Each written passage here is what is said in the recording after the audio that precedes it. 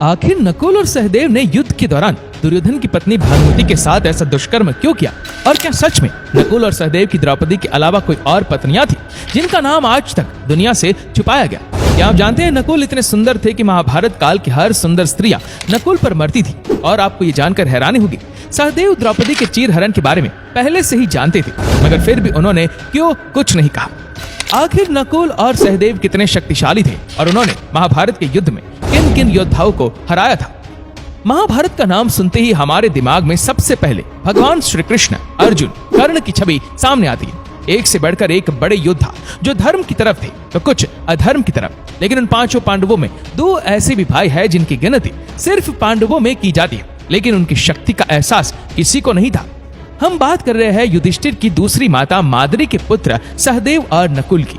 हम सब जानते हैं कि कुंती को मंत्र प्रसाद स्वरूप किसी भी देवता का आह्वान करके पुत्र प्राप्ति का वरदान था और उन्होंने ये माद्री के साथ बांटा, जहां माद्री ने अश्विनी कुमारों का आह्वान करके दो पुत्रों की प्राप्ति की, नकुल और सहदेव।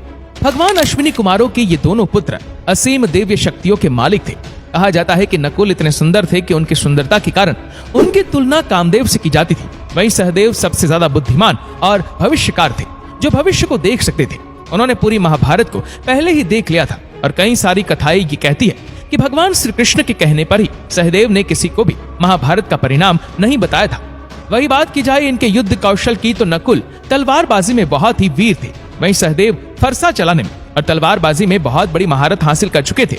कहते हैं कि सहदेव के पराक्रम तो पूरा दक्षिण गाता था। अपने बड़े भाई युधिष्ठिर के एक आदेश पर सहदेव ने अकेले ही पूरा दक्षिण जीत लिया था। इन दोनों के पास चिकित्सा पद्धति का बेहद ज्ञान था। कहते हैं कि अगर महाभारत के युद्ध में कौरव पक्ष का कोई भी सैनिक घायल अवस्था में पीड़ा से तड़प रहा होता था तो सहदेव, नकुल उसका इलाज करते थे।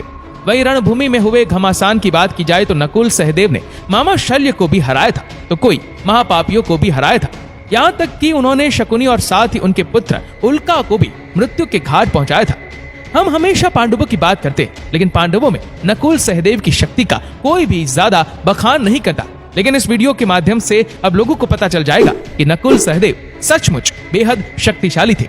उनके अंदर आकर्षक गुण भी थे, साथ ही वो शारीरिक रूप से यहाँ तक कि शस्त्र चलाने में और कई सारे दिव्यास्त्रों को ग्रहण करने वाले शक्तिशाली योद्धा थे।